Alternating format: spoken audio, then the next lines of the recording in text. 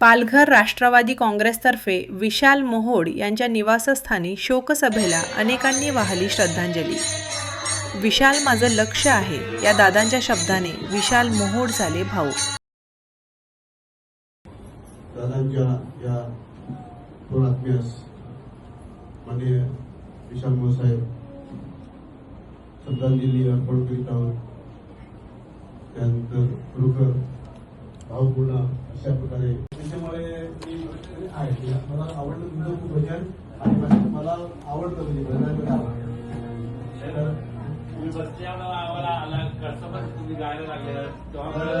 त्यांचं आपण दर्शन घेत आहोत की दादा करते ग्रामस्थ याच्यामध्ये